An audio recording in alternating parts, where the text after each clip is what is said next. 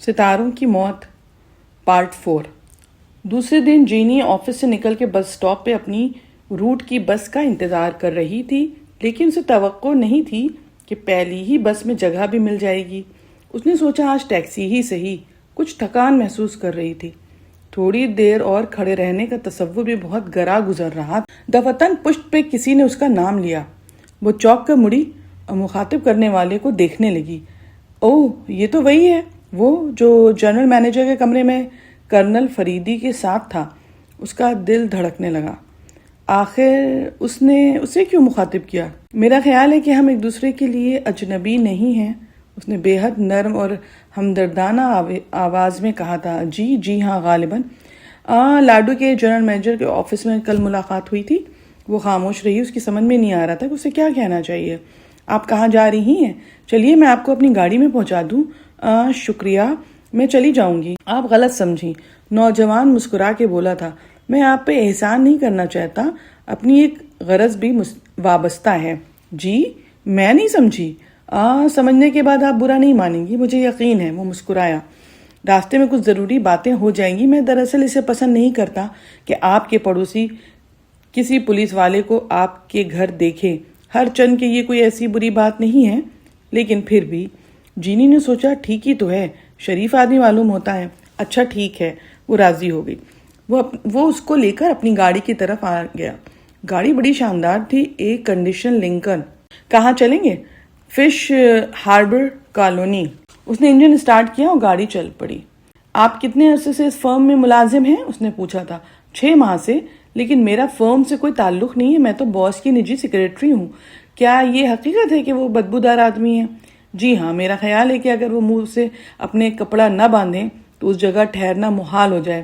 پھر آپ کیسے برداشت کرتی ہیں جبکہ آپ کی آنکھوں کی بناوٹ آپ کو بے حد نفاست پسند اور نازک مزاج ثابت کرتی ہے؟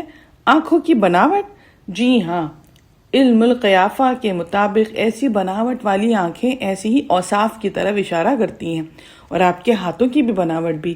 تو کیا ان چیزوں سے آدمی کے کردار کا اندازہ لگایا جا سکتا ہے؟ جی ہاں، تب تو آپ راہ چلتے آدمیوں کے پیچھے پڑ جاتے ہوں گے۔ وہ ہنس پڑی۔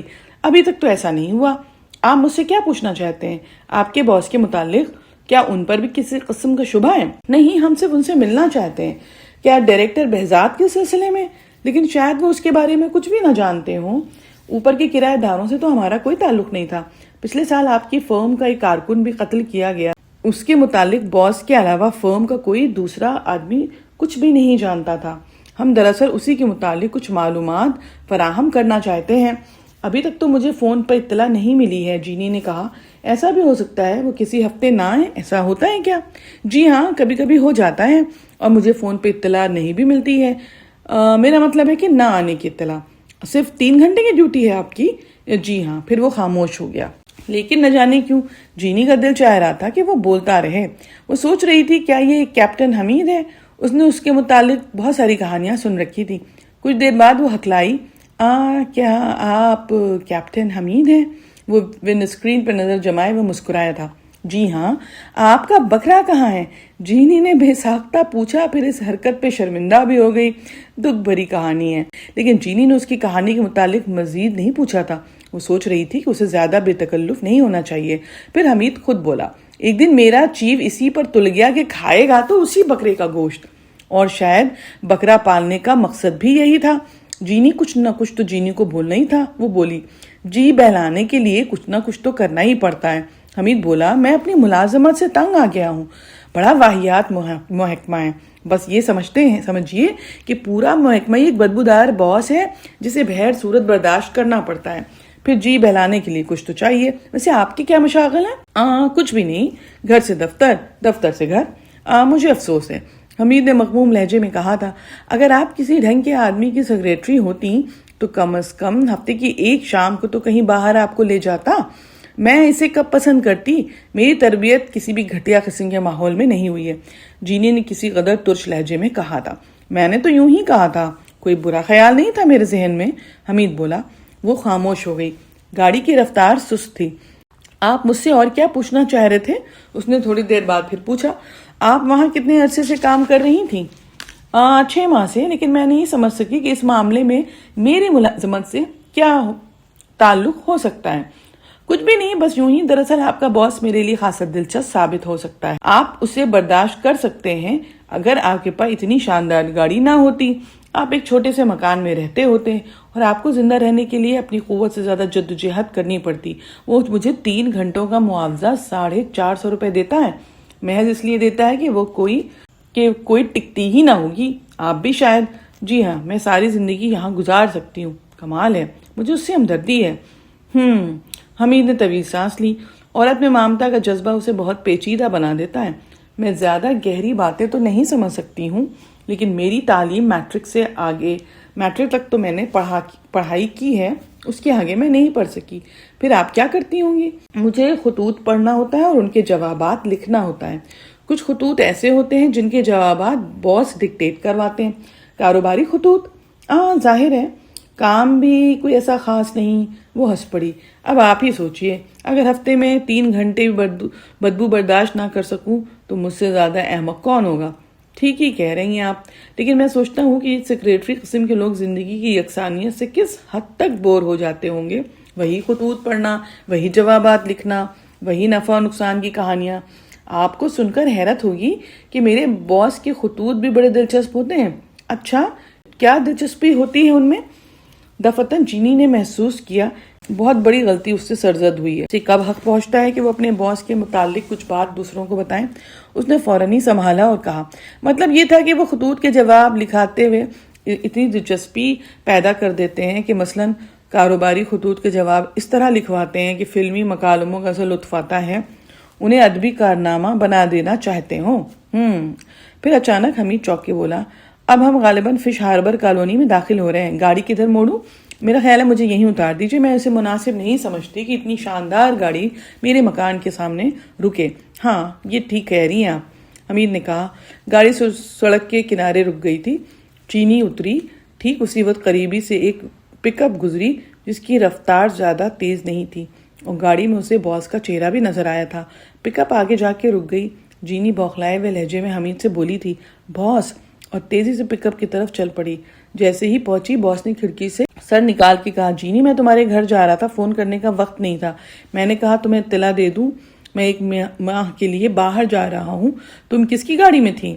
محکمہ سراغ رسانی کے آفیسر ہیں کیپٹن حمید، جینی ہاپتی ہوئی بولی تھی، آپ سے ملنا چاہتے ہیں۔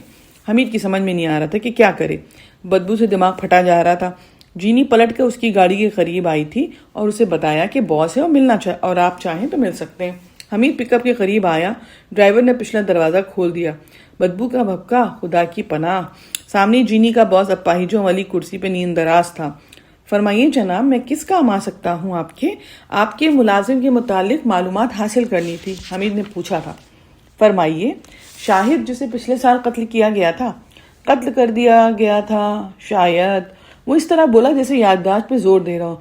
جی ہاں، غالباً فارورڈنگ اور کلیئرنگ کا انچارج تھا۔ اوہ ہاں، یاد آیا۔ آپ اس کے متعلق کیا معلوم کرنا چاہتے ہیں؟ معاف کیجیے گا، میں آپ کو اندر آنے کی دعوت نہیں دے سکتا۔ اوہ ٹھیک ہے، کوئی بات نہیں ہے۔ اس آدمی، میرا مطلب ہے شاہد کے متعلق پولیس کچھ بھی معلوم نہیں کر سکی تھی۔ جی ہاں، اور شاید قاتل کا سراغ بھی نہیں ملا تھا، اس نے تلخ لہجے میں کہا تھا۔ دوسری طرف جب حمید گھر پہنچا تو بہت دلچسپ، فریدی بڑبڑایا۔ اس کی نظریں شروع سے ہی ایشٹرے پر تھیں اور اس پوری کہانی میں اس نے نظر نہیں اٹھا کے حمید کو دیکھا تھا۔ کیا خیال ہے؟ حمید نے پوچھا۔ کیا رتن پور کے تھانے سے رابطہ قائم کیا جائے؟ ہاں، کیا حرج ہے، لیکن مجھے یقین ہے کہ وہاں کسی حکیم لاڈلے میاں کا تو سراغ نہ مل سکے گا۔ یہ بھی ممکن ہے کہ اسے دھوکا ہوا ہو۔ ٹھیک ہے، میرا خیال ہے تم ہی ہو آؤ رتن پور تک۔ یہ رتن پور کی کیا کہانی ہے؟ رتن پور شہر کی ایک مضافاتی بستی تھی۔ کسی زمانے میں اس کی کوئی الگ حیثیت تو ضرور رہی ہوگی، لیکن اب تو شہر اس بستی کو پیچھے چھوڑتا ہوا آگے نکل گیا تھا۔ یہی وجہ تھی کہ اب یہاں کسی حکیم لاڈلے میاں کا سراغ پا لینا آسان نہیں تھا۔ تھانے کے انچارج نے مایوسانہ انداز میں سر ہلا کے کہا، مشکل ہے، اگر یہ حکیم صاحب یہاں کے کسی قدیم خاندان سے تعلق رکھتے ہیں تب تو شاید معلوم ہو سکے، ورنہ دشواری پیش آئی۔ ویسے آپ کو کیا یاد ہے کہ شاہد کی یہ حمید نے ان سے باس سے پوچھا تھا کہ شاہد کی سفارش کس نے کی تھی، تو انہوں نے حکیم لاڈلے میاں کا نام لیا تھا اور اسی لیے حکیم لاڈلے میاں کی تلاش حمید کر رہا تھا۔ حمید تھانے کے انچارج کو اپنی گاڑی میں رہی منزل تک لے گیا تھا۔ ایک معمر آدمی سے گفتگو ہوئی جو شاید اسی خاندان سے تعلق رکھتا تھا۔ حکیم لاڈلے میاں، اس نے حیرت سے کہا تھا۔ ان کے انتقال کو تو 10 سال ہو چکے ہیں۔ حمید نے انچارج کی طرف دیکھا۔ انچارج نے برا سا منہ بنایا۔ تو جناب اس میں میرا کیا قصور ہے؟ بات ختم ہو چکی تھی، لیکن دفتن حمید نے جیب سے ڈائریکٹر بہزاد کی فوٹو نکالی اور دکھائی۔ کیا آپ اس کو جانتے ہیں؟ معمر آدمی تصویر لے کے چلنے میں دیکھتا رہا، پھر حمید کی طرف دیکھنے لگا۔ اس کی آنکھیں دھندلا گئی تھیں۔ جی ہاں، میں جانتا ہوں، اس کے مرنے کی خبر بھی سن چکا ہوں۔ یہ حکیم لاڈلے میاں کا ناخلف لڑکا عشرت حسین ہے۔ فلمی دنیا میں بہزاد کے نام سے مشہور تھا۔ کلنک کا ٹیکہ تھا لاڈلے میاں کے نام پہ، وہ اسے آنکھ کر چکے تھے۔ کیا باپ بیٹے میں کسی قدر مشابہت تھی؟ کسی قدر؟ ارے جناب، لاڈلے میاں کی جوانی کی تصویر دیکھ لیں آپ نا، تو بے ساختہ کہیں گے کہ یہ تو عشرت حسین کی تصویر ہے، یعنی بہزاد کی۔ جی ہاں، میں شکر گزار ہوں گا کہ کیا آپ مجھے کوئی تصویر دکھا سکتے ہیں ان کی؟ ٹھیک ہے، دیکھتا ہوں، آپ رکیں پلیز۔ بوڑھا انہیں ایک دیوان خانے میں چھوڑ کے چلا گیا۔ یہ کمرہ سلیقے سے آراستہ کیا گیا تھا۔ کچھ دیر بعد بوڑھا واپس آیا، اس کے ہاتھ میں ایک فوٹو تھی۔ حیرت انگیز، حمید بڑبڑایا، پھر بوڑھے سے بولا، کچھ دنوں کے لیے کیا میں اسے اپنے پاس رکھ سکتا ہوں؟ اگر آپ چاہیں تو اس کی رسید لکھ دوں۔ ارے نہیں جناب، شوق سے لے جائیے، ایسا کچھ بھی نہیں ہے۔ شکریہ، حمید نے کہا، اور پھر بوڑھے سے بولا، آپ نے بہزاد کے سلسلے کی پوری رودات اخبارات میں دیکھی تھی؟ جی ہاں، آپ سے ان کا کیا رشتہ تھا؟ لاڈلے میاں میرے بڑے بھائی تھے۔ تب تو وہ حادثہ آپ کے لیے بہت ہی تکلیف دہ ثابت ہوا ہوگا۔ جی ہاں، صرف اسی حد تک کہ بھائی کی آخری نشانی بھی نہ رہی۔ اس حد تک برا آدمی تھا؟ جی ہاں، جو لوگ اسے جانتے ہیں ان کے سامنے ہم شرم سے سر نہیں اٹھا سکتے۔ آوارہ، عیاش، اوباش، سبھی کچھ تھا۔ کیا وہ قتل بھی کر سکتا تھا؟ شراب ام الخبائث اسی لیے کہلاتی ہے کہ اس کے استعمال کرنے والے ہر قسم کی خباثت اختیار کر سکتے ہیں۔ پھر بھی کیا وہ قتل کی حد تک جا سکتا تھا؟ بوڑھا کسی سوچ میں پڑ گیا۔ قتل عموماً غصے اور نفرت کے تحت ہوتے ہیں، لیکن ان تمام برائیوں کے باوجود وہ ہنسمکھ تھا۔ میں نے اسے کبھی غصے میں تو نہیں دیکھا تھا۔ قتل کی وجہ خوف بھی ہو سکتا ہے۔ اب میں کیا ہی عرض کر سکتا ہوں۔ حمید اس سے بات کر کے اب باغ شہیدہ جو رتن پور کی مشہور جگہوں میں سے تھی وہاں پہنچا تھا۔ آشا کی کوٹھی چکی وہیں تھی۔ اس نے سوچا آشا سے ملتے چلتے ہیں۔ پھاٹک کھلا تھا، وہ گاڑی اندر لیتا چلا گیا تھا۔ اس نے گارڈ کو اپنا وزٹنگ کارڈ دیا تھا اور پھر آرام سے پائپ میں تمباکو بھرنے لگا تھا۔ دفتن حمید کو چہکار سنائی دی۔ Hello captain. Hello Asha. Asha کے عقب سے اس کی نانی کا جھلایا ہوا چہرہ بھی دکھائی دیا تھا۔ آشا نے مسافیہ کے لیے ہاتھ بڑھایا، جسے بڑے پیار سے ہاتھوں میں لیا گیا، لیکن دوسرے ہی لمحے میں آشا کی نانی کی کھرکھراتی ہوئی آواز آئی۔ کتنی بار سمجھایا ہے کہ مردوں سے مسافیہ ہماری تہذیب سے تعلق نہیں رکھتا، صرف نمستے کافی ہے، دوسرے کیا سوچتے ہوں گے؟ میں نے ابھی تک ان کے متعلق اچھا ہی سوچا ہے۔ حمید مسکرایا تھا۔ فرمائیے، کیسے تکلیف کیا آپ نے؟ نانی نے پوچھا۔ آپ شاید مجھے پہچانتی نہیں، میں کمل کمار والے کیس کی تفتیش کر رہا ہوں۔ میں نے پہچان لیا۔ جہنم میں گیا کمل کمار اور بہزاد بھی۔ میں کہتی ہوں اگر گولی میری بچی کو لگ جاتی تو؟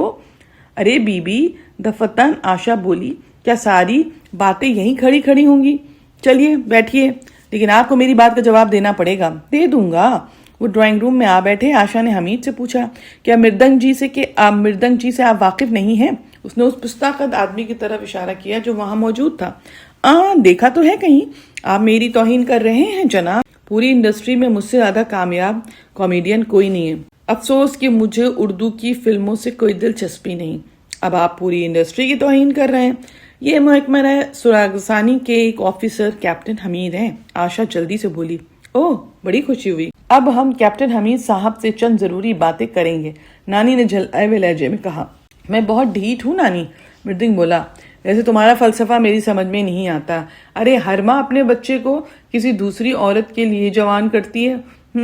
یوں کہیے، ہر ماں جس بچے کو 20 سال میں آدمی بناتی ہے اسے کوئی دوسری عورت صرف 20 منٹ میں الو بنا کے رکھ دیتی ہے۔ ہیر او، مردنگ ہنس پڑا۔ یہ کیسی بےہودہ باتیں شروع ہو گئی ہیں؟ مردنگ کو جب تک پیٹو گی بچتا ہی رہے گا۔ بی بی تم چپ ہو جاؤ، یہ سچ میں ڈھیٹ ہے، آشا بولی تھی۔ کپتان صاحب، آپ نے میری بات کا جواب نہیں دیا۔ نانی پھر حمید کی طرف مڑ کے بولی، میں کیا عرض کروں؟ میرا محکمہ یہی سوچ رہا ہے کہ آخر 3 گولیوں میں سے کوئی مس آشا کو کیوں نہ لگی؟ کیا مطلب تو ابھی تک خود ہماری سمجھ میں نہیں آیا۔ وردھن حمید کو تحسین آمیز نظروں سے دیکھ رہا تھا۔ دفتن حمید نے اس سے پوچھا، میرا خیال ہے کہ آپ اسی کیمپ میں تھے؟ ہاں تھا تو۔ ٹرک پر بھی تھے؟ نہیں، میں کیمپ میں رہ گیا تھا۔ آپ کے ساتھ اور کون تھا؟ پتہ نہیں، میں بہت زیادہ پی گیا تھا۔ آپ اپنا بیان درج کرائیں گے؟ اوکے۔ کیا خیال ہے، قاتل آپ ہی لوگوں میں سے کوئی تھا؟ ٹرک اور گھوڑوں کے حشر سے تو کچھ ایسا معلوم ہوتا ہے۔ او کیپٹن، کیا آپ سچ مچ اسی لیے یہاں پہ آئے ہیں؟ آشا اٹھلائی تھی۔ میں تو دراصل اس لیے آیا تھا۔ وہ خاموش ہو کے ان کا چہرہ دیکھنے لگے تھے۔ میں تو دراصل اس لیے آیا تھا کہ حمید نے جملہ پورا نہیں کیا تھا اور کچھ سوچنے کی ایکٹنگ کرنے لگا تھا۔ پھر جب حمید گھر آیا، اب فرمائیے، فریدی سے حمید نے کہا۔ فریدی اس کی آنکھوں میں دیکھتا ہوا مسکرایا، بولا کچھ نہیں۔ حمید اسے پھر دیکھنے لگا۔ بتائیے نا، بولیے نا۔ کیا بتاؤں بھائی؟ ایک آدمی بہزاد کے پاس موجود تھا، وہ اعتراف کرتا ہے اور یہ بھی کہتا ہے کہ وہ اس وقت کچھ دیر پہلے وہاں سے چلا گیا تھا جبکہ حادثہ ہوا۔ جی ہاں، قطعی۔ پھر میں کیا کروں؟ ارے میں نے یہی تو کہا نا کہ بہزاد کو کسی نے اس پر اکسایا تھا۔ اکسایا نہیں تھا بلکہ اکسایا ہوگا۔ کیا فرق پڑتا ہے بھائی؟ اکسایا ہوگا میں یقین نہیں ہے، بلکہ یہ فقرہ اشتباہ ظاہر کرتا ہے۔ ارے میں کہتا ہوں ختم کیجئے اس قصے کو۔ بہزاد کی ہسٹری میں آپ کو بتا چکا ہوں۔ ٹھیک ہے، قصہ ختم کر دیا جائے۔ قاتل مر چکا ہے۔ فائنل رپورٹ لگا کے فائل داخل دفتر کیجئے۔ فنگر پرنٹ سے زیادہ حتمی شہادت اور کیا ہوگی؟ فریدی خلا میں دیکھتا ہوا بولا تھا۔ آج رات وہ واپس آ رہی ہے۔ حمید نے کہا، کون؟ آشا۔ سوال یہ ہے کہ وہ فائر آشا کے لیے ہوئے تھے یا کمل کمار کے لیے، یا پھر دونوں کے لیے؟ اس کا جواب شاید آپ کو کبھی نہ مل سکے، کیونکہ قاتل کی تم بات نہ کرو۔ کیوں؟ بہزاد خود ہی پروڈیوسر بھی تھا، اسے نہ بھولو۔ فائنانسر کوئی اور تھا، وہ خود ہی اپنی مٹی پلید نہ کرتا۔ جانتے ہو اب تک وہ اس فلم پر کتنا صرف کر چکا تھا؟ پورے 4 لاکھ۔ کمل کمار یا آشا کی موت خود اس کی موت ثابت ہوتی۔ آپ کہنا کیا چاہتے ہیں بھائی؟ یہی کہ اس قتل میں اس کا ہاتھ نہیں تھا۔ آگے ڈیٹیل پارٹ اگلے ویڈیو میں ضرور سنیے گا۔ اگر آپ نے چینل کو سبسکرائب کر لیا ہے تو چیک بھی کر لیا کیجئے۔ شکریہ۔